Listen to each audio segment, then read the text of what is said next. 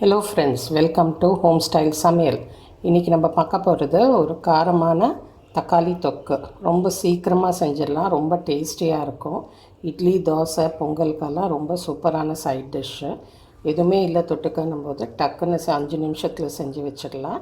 எல்லாம் வெறுமையாக அரைச்சி, ரொம்ப கம்மியான இன்க்ரீடியன்ஸு எல்லாத்தையும் ஒன்றா போட்டு அரைச்சிட்டு தாளித்து கொட்ட வேண்டியது தான். அதை எப்படி பண்ண போகிறோன்றதை பார்க்கலாம். ஃபஸ்ட்டு நான் 4 பழமான நாட்டு தக்காளி எடுத்திருக்கேன். உங்களுக்கு நாட்டு தக்காளி கிடைக்கலன்னா பெங்களூர் தக்காளி யூஸ் பண்ணிக்கலாம். ஆனால் நாட்டு தக்காளி போட்டால் அதில் ஒரு ஸ்லைட் புளிப்பு இருக்குது, டேஸ்ட்டும் ரொம்ப அருமையாக வரும். அது இந்த மாதிரி நாட்டு தக்காளி பழுத்ததாக எடுத்துக்கோங்க, நல்ல கலர் வரும் உங்களுக்கு. அடுத்தது மிளகாத்தூள். நான் 3 பெரிய தக்காளி நாட்டு தக்காளி எடுத்திருக்கேன். அதுக்கு ஒரு ஃபுல் டீஸ்பூன் மிளகாத்தூள் எடுத்துக்கணும். உங்களுக்கு மிளகாத்தூள், பச்சை மிளகாத்தூள் இல்லைன்னா, உங்களுக்கு வெறும் மிளகாத்தூள் இல்லைன்னா காஞ்ச மிளகா ஒரு 5 காஞ்ச மிளகா, நல்ல சிகப்பாக இருக்கிற காஞ்ச மிளகா எடுத்துக்கோங்க. அப்புறமா ஒரு 8 பல் பூண்டு, மஞ்சத்தூள் 1/2 டீஸ்பூன், உப்பு 1 டீஸ்பூன். எல்லாத்தையும் ஒன்று ஒன்றா போட்டு அரைச்சிக்க வேண்டியது தான். தக்காளியை சேர்த்துருக்கேன், அதோட பூண்டு, மிளகாத்தூள்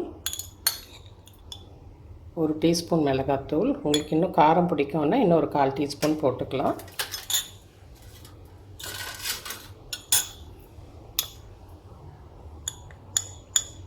மஞ்சத்தூள் பாதி டீஸ்பூன், உப்பு 1 டீஸ்பூன். இப்போ எல்லாத்தையும் இதெல்லாம் அரைச்சிட்டு வந்துடலாம். இந்த விழுது இப்படி இருக்குது.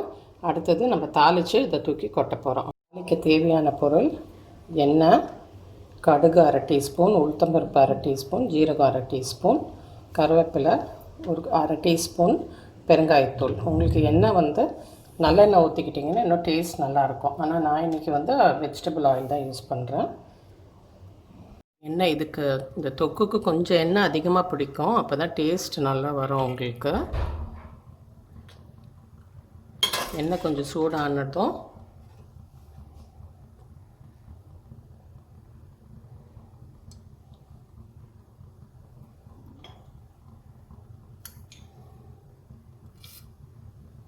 கடுகு போட்டுடலாம். ஃபஸ்ட்டு கடுகு பொரியட்டும்.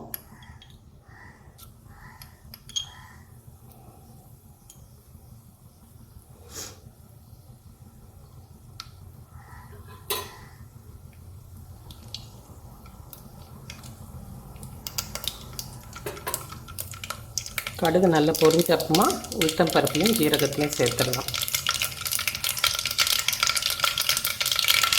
இட்லி, தோசை, பொங்கலுக்கு ரொம்ப நல்ல காம்பினேஷன். ஏன்னா அதில் காரமும் இருக்கும், புளிப்பும் இருக்கும், ரொம்ப டேஸ்டியாக இருக்கும்.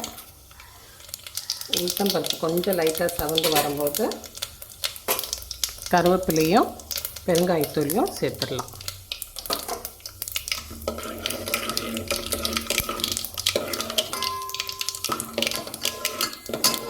இப்போ கருவேப்பிலை, பெருங்காயத்தூள் 1/4 டீஸ்பூன் போட்டுட்டு அரைச்சி வச்சு விழுத ஊற்றிடுவோம். இந்த அரைச்ச விழுதில் ஒரு 1/2 டம்ளர் தண்ணியை ஊற்றி கழுவிட்டு ஊற்றிடலாம். அரைச்ச மசாலா அரைச்ச விழுது இருந்த மிக்சியில் 1/4 டம்ளர் தண்ணி ஊற்றிருக்கேன். அதை கொஞ்சம் நல்லா கழுவி ஊற்றிடுங்க. ஒரு நல்ல கொதி வந்த உடனே, நல்லா கொதிக்க ஆரம்பிக்கும். உடனே சிம்மில் வச்சு மூடிட்டு 3லேருந்து 4 நிமிஷம் விட்டுடுங்க. எண்ணெய் பிரிஞ்சு வந்த உடனே தக்காளி தொக்கு ரெடி ஆகிடுச்சு. இந்த தக்காளி தொக்கு நல்லா கொதிச்சிட்டு இருக்குது. உங்களுக்கு இன்னும் சீக்கிரம் ஆகணும்னு நினச்சிங்கன்னா ஹைலேயே வச்சுக்கோங்க. ஆனால் கொஞ்சம் அப்பப்போ கிளறி விட்டுடுங்க, இல்லாட்டி அடி பிடிச்சிடும். நிறைய டைம் இருக்குதுன்னு நினச்சிங்கன்னா ஒரு 5 நிமிஷம் டைம் இருக்குன்னா ஒரு பக்கம் இட்லியை ஊற்றிட்டு ஒரு பக்கம் இதை தாளித்து கொட்டிட்டு சிம்மில் வச்சுடுங்க. பாருங்கள், நல்லா திக்காகிடுச்சு, கொஞ்சம் எண்ணெய் பிரிஞ்சு வந்துக்கிட்டு இருக்கு. இன்னொரு 1 நிமிஷம் வச்சு எடுத்துடலாம். ரெடி ஆகிடுச்சு. அவ்வளோதான் உங்களோட தக்காளி தொக்கு. சூப்பராக, எவ்வளோ சீக்கிரமாக பண்ணிட்டோம், ரொம்ப டேஸ்டியாக இருக்கும். உங்களுக்கு இட்லி, தோசை எவ்வளோ சாப்பிட்றோன்றது நம்மளுக்கு கணக்கு இல்லாமல் சாப்பிடலாம்.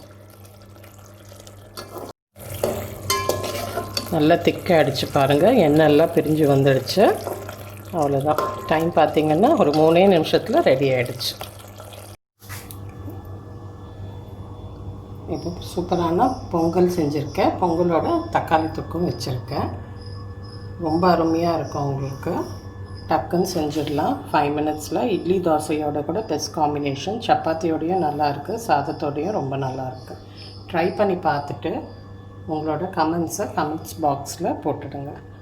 என்னோடய சேனலை பிடிச்சிருந்ததுன்னா லைக் பண்ணுங்கள், ஷேர் பண்ணுங்கள், சப்ஸ்கிரைப் பண்ணுங்கள். நன்றி, வணக்கம்.